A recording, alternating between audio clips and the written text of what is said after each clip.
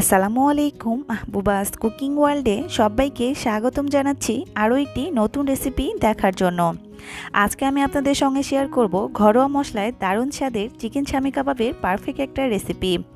আর এই রেসিপিটা তৈরি করা এতটাই সহজ যে কেউ খুব সহজে এই রেসিপিটা তৈরি করতে পারবে। আর সামনেই কিন্তু কোরবানি ঈদ, চাইলেই কিন্তু ঈদের আগে আপনারা এই রেসিপিটা তৈরি করে রাখতে পারেন, কারণ এই রেসিপি খাওয়ার জন্য আপনাদেরকে আর বিয়ে বাড়ি বা কোনো অনুষ্ঠান বাড়িতে যেতে হচ্ছে না, বাসাতেই কিন্তু খুব সহজে এই রেসিপিটা তৈরি করতে পারছেন।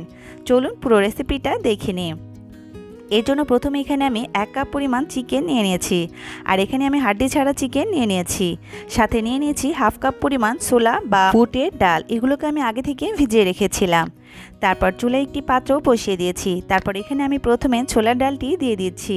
তারপর 1 কাপ পরিমাণ চিকেন দিয়ে দিচ্ছি। তারপর এখানে আমি দিয়ে দিচ্ছি 1/3 কাপ পরিমাণ পেঁয়াজ কুচি, 2 টেবিল চামচ পরিমাণ আদা রসুনের পেস্ট। তারপর দিয়ে দিচ্ছি 1/2 চা চামচ পরিমাণ লবণ, 1 টেবিল চামচ পরিমাণ দিয়ে দিচ্ছি চিলি ফ্লেক্স। তারপর দিয়ে দিচ্ছি 1/2 চা চামচ পরিমাণ হলুদের গুঁড়ো। সাথে এখানে আমি দিয়ে দিচ্ছি 2টি কাঁচামরিচ, কাঁচামরিচগুলো আমি মাঝখান থেকে ভেঙে দিয়ে দিচ্ছি।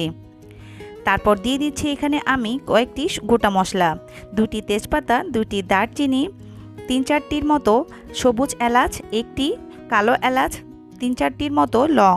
তারপর এখানে আমি দিয়ে দিচ্ছি 2 কাপ পরিমাণ নর্মাল পানি। এবার পানিটাকে আমি খুব ভালোভাবে নেড়েচেড়ে মিশিয়ে নিচ্ছি। দেখুন পানিটাকে আমি খুব ভালোভাবে নেড়েচেড়ে মিশিয়ে নিয়েছি। আর তারপর এটাকে আমি ঢাকনা দিয়ে ঢেকে চুলার জালটি অন করে দিচ্ছি। তারপর চুলার জালটি অন করে দিয়ে এটাকে আমি খুব ভালোভাবে সিদ্ধ করে নিচ্ছি। দেখুন কয়েক মিনিট পরে ঢাকনাটি উঠিয়ে দেখিয়ে দিচ্ছি। এ পর্যায়ে কিন্তু খুব ভালোভাবে নেড়েচেড়ে সব কিছু মিশিয়ে দিচ্ছি। দেখুন খুব ভালোভাবে মিশিয়ে নেওয়া হয়ে গেছে। তারপর আবারও খুব ভালোভাবে ঢাকনা দিয়ে ঢেকে এটাকে আমি কয়েক মিনিটের জন্য রান্না করে নিচ্ছি। দেখুন কয়েক মিনিট পরে ঢাকনাটি উঠিয়ে নিয়েছি। আর এ পর্যায়ে কিন্তু পানিটা অনেকটাই কম এসেছে, আর চিকেনগুলো কিন্তু প্রায় সিদ্ধ হয়ে গেছে। এখানে কিন্তু আমি একটু বেশি পরিমাণে পানি ব্যবহার করেছি, কারণ চিকেনগুলোকে খুব ভালোভাবে সিদ্ধ করে নেওয়ার জন্য। যে কোনো কাবাব রান্নার ক্ষেত্রে যদি খুব ভালোভাবে মাংসগুলো সিদ্ধ করে নেওয়া হয়, এতে করে কাবাবগুলো অনেক বেশি ভালো হয়, আর ব্লেন্ড করার সময় এগুলো খুব ভালোভাবে ব্লেন্ড করা যায়। আবারও কিছুক্ষণ ঢাকনা দিয়ে ঢেকে এগুলোকে আমি সিদ্ধ করে নিয়েছি। এ পর্যায়েও কিন্তু এর মধ্যে আরও অনেকটাই পানি রয়েছে, তবে এ পর্যায়ের মধ্যে থেকে আমি যে গোটা মশলাগুলো ব্যবহার করেছিলাম সেই গোটা মশলাগুলোকে উঠিয়ে নিচ্ছি। আর যে বাকি পানিটুকু রয়েছে এই পানিগুলোকে আমি শুকিয়ে নিচ্ছি।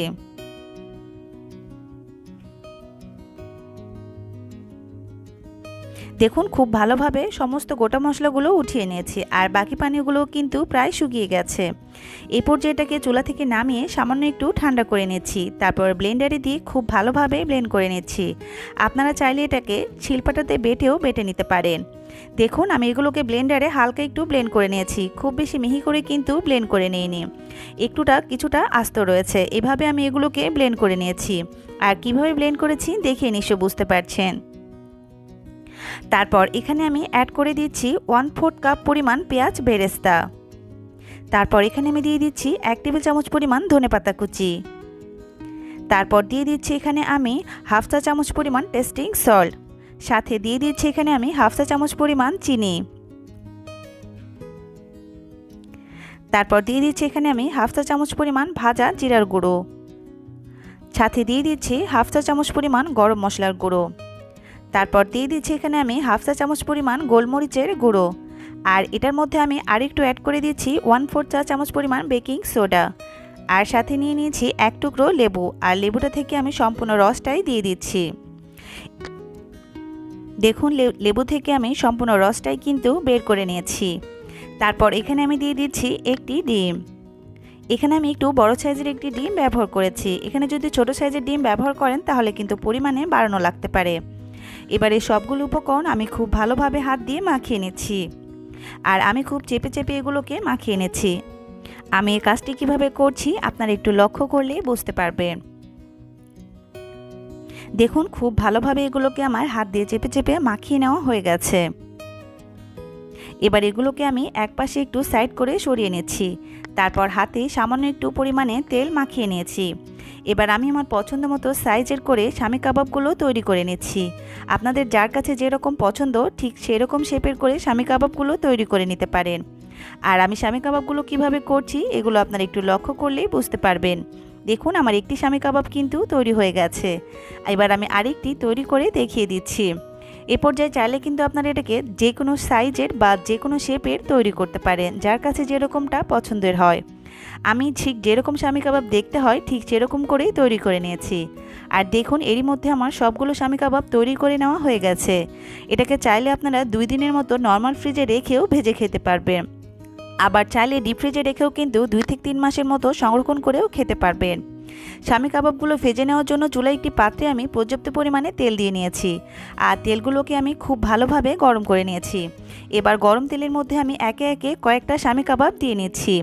আর এই পর্যায়ে অবশ্যই আপনাদেরকে লক্ষ্য রাখতে হবে স্বামী কাবাবগুলো তেলে ছাড়ার আগে তেলটা যেন খুব ভালোভাবে গরম হয়ে থাকে, কারণ গরম তেলে স্বামী কাবাব না দিলে এ পর্যায়ে স্বামী কাবাবগুলো ভেঙে যেতে পারে।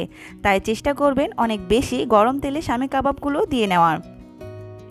দেখুন স্বামী কাবাবগুলোর এক পাশ কিন্তু হয়ে গেছে। এবার একটি চামচ দিয়ে স্বামী কাবাবগুলোকে আমি উল্টিয়ে নিচ্ছি, যাতে অপর পাশটিও খুব ভালোভাবে ভেজে নেওয়া যায়।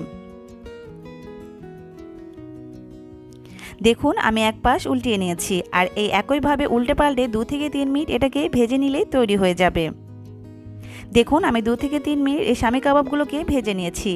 আর তারই মধ্যে দেখুন এটার মধ্যে ঠিক কীরকম কালার চলে এসেছে। ঠিক এরকম গোল্ডেন কালার হয়ে আসলে এগুলোকে আমি তেল থেকে উঠিয়ে নিয়েছি। দেখেই নিশ্চয়ই বুঝতে পারছেন কতটা পারফেক্টভাবে তৈরি হয়েছে। আর এই একইভাবে আমি সবগুলো স্বামী কাবাব তৈরি করে নিচ্ছি। দেখুন আমার সবগুলো স্বামী কাবাব তৈরি করে নেওয়া হয়ে গেছে। তো তাহলে দেখেই নিশ্চয়ই বুঝতে পেরেছেন এগুলো তৈরি করা কতটা সহজ আর কতটা কম মশলায় এগুলো আজকে আমি তৈরি করেছি। এবার গরম গরম একটি স্বামী কাবাব আমি আপনাদেরকে ভেঙে দেখিয়ে দিচ্ছি। দেখুন কতটা পারফেক্ট হয়েছে। উপরটা যেরকম লোভনীয় ভেতরটাও ঠিক সেরকমই জুসি। তো আশা করছি আমার আজকের এই সহজ রেসিপিটা আপনাদের কাছে অনেক অনেক বেশি ভালো লাগবে। দেখে নিশ্চয়ই বুঝতে পারছেন ভেতরটা কতটা লোভনীয় হয়েছে। তো আজকের এই সহজ রেসিপিটা আপনাদের কাছে কেমন লাগলো তা অবশ্যই কমেন্ট করে জানাবেন।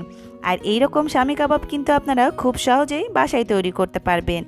সামনেই কিন্তু কোরবানি ঈদ, তাই কোরবানি ঈদের আগেই কিন্তু আপনারা এই সহজ রেসিপিটা তৈরি করে সংরক্ষণ করতে পারেন। ঈদের দিন সকালেই কিন্তু খুব সহজেই রেসিপিটা আপনারা ভেজে নিতে পারেন।